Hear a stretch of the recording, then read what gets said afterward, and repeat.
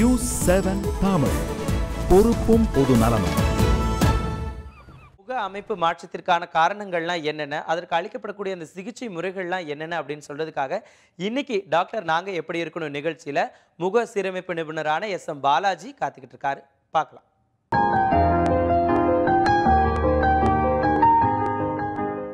நியூஸ்7 தமிழ் தொலைக்காட்சி நேயர்களுக்கு இனிய பொங்கல் நல்வாழ்த்துக்கள். டாக்டர் நாங்க எப்படி இருக்கணும் நிகழ்ச்சிக்கு உங்களை அன்போடு வரவேற்பது வசந்த் சுப்பிரமணியன். இன்றைய நிகழ்ச்சியில் பிரபல முக சீரமைப்பு நிபுணர் டாக்டர் எஸ்.எம். பாலாஜி அவர்களோடு முக அமைப்பு மாற்றத்திற்கான காரணங்களும் அதற்கான சிகிச்சை முறைகளும் அதனை தடுப்பதற்கான வழிமுறைகளும் குறித்து இன்று பார்க்கலாம். வணக்கம் டாக்டர். வணக்கம். நம்ம ஏற்கனவே பேசிட்டு இருந்தோம், ஒரு இடத்துல வந்து எலும்பு வளராத பட்சத்தில் அதை டைட் பண்ணும்போது, அந்த டைட் பண்ணி திருக்கும் போது அந்த இடத்துல நடுவில் வந்து அந்த ஜாயிண்ட்ல கம்ப்ரஸ் பண்ணி எடுக்கும்போது எலும்பு வளர ஆரம்பிக்குது அப்படின்னு. உடல் வளர்ச்சி வந்து முடிஞ்சதுக்கு அப்புறமும் கிட்டத்தட்ட ஒரு 22, 23 வயசுல 22 வயசுல உடல் வளர்ச்சி முடிஞ்சிருக்கு. இந்த எலும்பு வளர்ச்சி நின்னதுக்கு அப்புறமும் கூட இது வந்து சாத்தியமா? அஃப்கோர்ஸ் கண்டிப்பா செய்யலாம். குழந்தை வளர்ந்துட்டு இருக்கும் போதும் செய்யலாம். இதுல என்ன பிரச்சனைனா, ஒரு குழந்தைக்கு வந்து இந்த டிஸ்ட்ராக்ஷன் வந்து 10 வயசுல 11 வயசுல செய்யறோம்னு வச்சுங்களேன். அப்ப அந்த முகம் வந்து அந்த 11 வயசு ஷேப்ல தான் முகத்தை கொண்டு வந்து விடுறோம். இப்ப நீங்க கேட்ட கேள்வி 20 வயசு 22 வயசுல ஒருத்தருக்கு செய்யணும்னா, அப்ப 22 வயசுல முகம் எப்படி இருக்குமோ அப்போ நம்ம அந்த அளவுக்கு முகத்தை ஷேப் பண்ணி விட்டுறலாம். ஆனா 12 வயசுல ஒருக்கா டிஸ்ட்ராக்ஷன் பண்ணணும்னா திரும்ப அந்த முகம் டிஸ்ட்ராக்ட் பண்ண போன் வந்து புதுசா வளராது. நான் எவ்வளவு டிஸ்ட்ராக்ட் பண்ணி விடுறேனோ அந்த அளவுக்கு தான் அந்த லென்த் இருக்கும். அப்ப 22 வயசுல இன்னொருக்கா பண்ண வேண்டியது வரும்.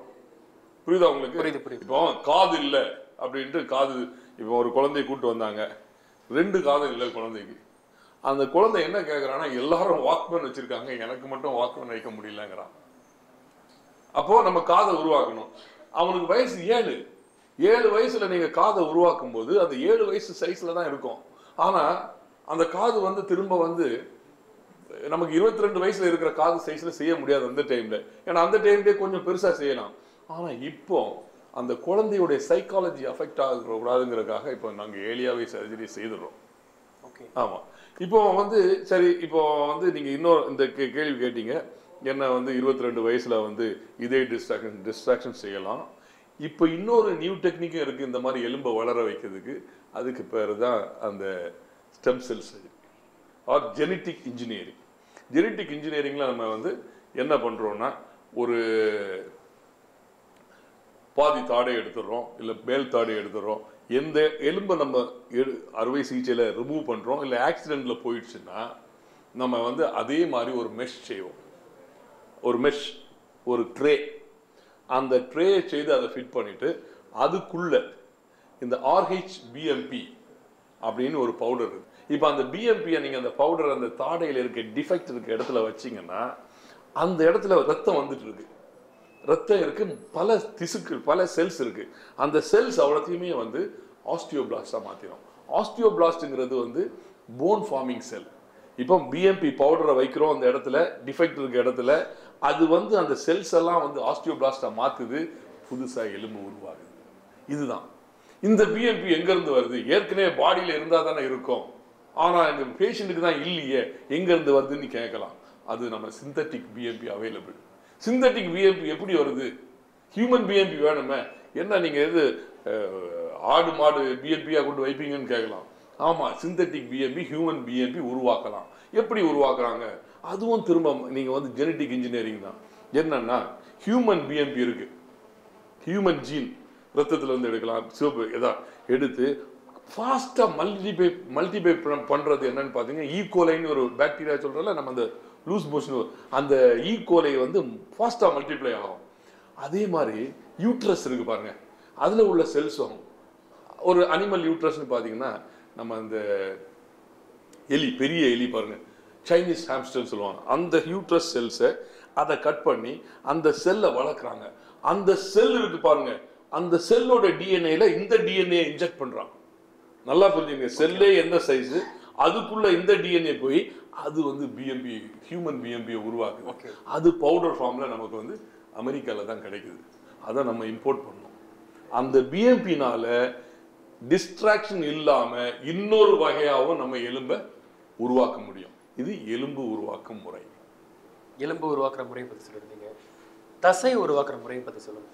தசை உருவாக்குறது பிஎம்பிலேயே பல பிஎம்பி இருக்குன்னு சொன்னேன். இன்னொரு இது வந்து தசையும் உருவாக்குது.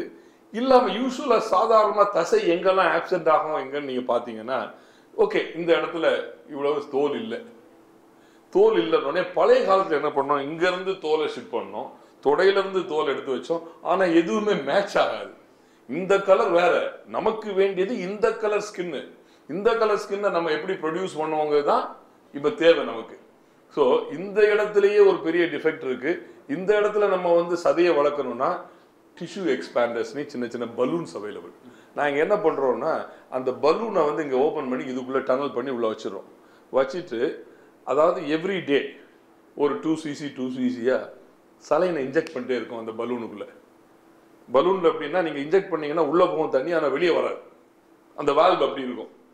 ஸோ அப்படி பலூன் மாதிரி இதே கலர் ஸ்கின்னு, இதே இது பெருசாகுது. கழுத்தில் கழுத்து கலர், நெத்தியில் நெத்தி கலர், அந்த ஸ்கின் அப்படியே பெருசாகுது. இப்போ வந்து ஒரு கிட்டத்தட்ட 1 மாதத்துக்கு நீங்கள் பண்ணீங்கன்னா எக்ஸஸாக இந்த கலர் ஸ்கின் வளருது. அப்புறம் அந்த டிஃபெக்ட் இருக்க இடத்த வெட்டி எடுத்துட்டு இந்த ஸ்கின் அங்கே போட்டுருவோம் பக்கத்தில். அதுதான் டிஷ்யூ எக்ஸ்பான்ஷன் பேர். அதில் வந்து நீங்கள் முகத்தில் வரக்கூடிய சிறு சிறு குறைபாடுகளுக்கு ஸ்கின்னை உருவாக்கலாம். ஆனால் இதுவே முன்னாடி உள்ள சிகிச்சை முறையில் வந்து இப்போ தொடையிலேருந்து ஒரு ஸ்கின் எடுத்து இப்படி வைக்கிறோமோ, இல்லை கையில் உள்ளங்கையில் வைக்கிறோமோ, நாள் பட போகும்போது அது வந்து ஒருவேளை ஒத்துக்கல அப்படின்னா வந்து கருப்பாக மாறும் அப்படின்னு கரெக்டாக சொன்னீங்க. ஆமாம், அது கருப்பாக மாறின அசிங்கமாக தான் இருக்கும். அந்த மாதிரி ஆயிலி நிறைய பேர் வராங்க. அவங்களுக்கு நாங்கள் அந்த டிஷ்யூ எக்ஸ்பான்ஷன் முறையில் தான் நீங்கள் வந்து அந்த அந்த அந்த அந்த ஸ்கார் டிஷ்யூ எடுத்துட்டு நீங்கள் நல்ல சதையை உருவாக்க முடியும். முக்கியமாக வந்து இன்னொன்று பேசிட்டு இருக்கும்போது நம்ம எலும்பை வந்து மாட்டி பண்ணுறது, அதை இங்கிருந்து எடுத்து வைக்கிறது, அதை எப்படி பண்ணுறது, வளர வைக்கிறது எல்லாத்தையும் பேசிட்டு இருந்தோம். அதை ஃபிட் பண்ணுறதுக்கு வந்து யூஸ் பண்ணுற மெட்டல் வந்து என்ன டாக்டர்? இப்போ வந்து டைட்டானியம், நாங்கள் ஸ்டெயின்லெஸ் ஸ்டீலும் யூஸ் பண்ணுறோம். சில இடங்களில் வந்து ஸ்டெயின்லெஸ் ஸ்டீல், சில இதில் டைட்டானியம். நீங்கள் பார்த்தீங்கன்னா டைட்டானியம் மெட்டலோடைய அட்வான்டேஜ் என்னன்னு பார்த்தீங்கன்னா, அது வந்து டைட்டானியம் பிளேட் இருக்கும்போது நீங்கள் எம்ஆர்ஐலாம் எடுக்கலாம், அதில் ஒன்றும் ப்ராப்ளம் இல்லை. இப்போ ஒரு டைட்டானியம் பிளேட்டோ ஸ்க்ரூவோ 20 வருஷம் இருந்தாலும் அதில் ஒன்றும் ப்ராப்ளம் வராது. ஏன் இப்போ நீங்கள் இப்போ லேட்டஸ்ட்டாக இப்போ கேள்விப்பட்டிருப்பீங்க, பல்லுக்கு இம்ப்ளான்ட் போடுறோம். முன்னாடி என்னென்னா பல்லெல்லாம் விழுந்துன்னா பல்லு செட்டு கொடுக்குறோம். அந்த சிலருக்கு என்ன பார்த்தீங்கன்னா எலும்பு வந்து ஃப்ளாட்டாக இருந்ததுன்னா அந்த பல் செட் நிற்காது, அப்பப்போ தண்ணி குடிக்கும்போது விழுந்துடும். நீங்கள் பார்க்கலாம் வயசான அப்படிம்பாங்க. நீங்கள் பார்த்தீங்கன்னா அந்த உள் பல் செட்டு வெளியே வந்துட்டு உள்ளே போகும். அந்த மாதிரி இதுக்கு என்ன பண்ணுறோம்னா அந்த இம்ப்ளான்ஸ் யூஸ் பண்ணுறோம். அதுவும் இந்த பிளேட்ஸும் சேம் தான், அதுவும் டைட்டானியம் தான். இந்த டைட்டானியம் குவாலிட்டி என்னன்னு நீங்கள் பார்த்தீங்கன்னா, நம்ம அந்த தாடை எலும்பில் அந்த டைட்டானியம் இம்ப்ளான்ட்டை ட்ரில் பண்ணி வச்சுட்டோன்னா அந்த டைட்டானியம் வந்து இட் இஸ் பிளாஸ்மா கோட்டட். அது வந்து நீங்கள் அந்த எலும்பு கூட ஃபியூஸ் ஆகிடும். இப்போ நம்ம சோரில் ஒரு ஆணி அடிக்கிறோம், அந்த ஆணியை பிடிங்கி எடுத்துடலாம். சில நேரத்தில் இந்த ஆணியை அடித்த பிறகு அந்த ஆணியும் சோறில் இருக்க சுண்ணாம்பு இந்த சிமெண்ட்லாம் ஃபியூஸ் ஆகிட்டுனா நீங்கள் ஆணியை எடுக்க முடியாது, இது சோறு தான் உடையும். அதே மாதிரி இந்த டைட்டானியமும் அந்த நம்ம எலும்போட ஃபியூஸ் ஆகிடும். அதுக்கு மேலே அந்த பல் செட்லாம் வச்சு நம்ம பல்லை வச்சு ஃபிக்ஸ் பண்ணிக்கலாம், இமீடியட்டாக கொடுக்கலாம். ஒரு அந்த டைட்டானியம் உலோகம் வந்து உடம்புகிட்ட வந்து இட்ஸ் பயோ கம்பேட்டிபிள்.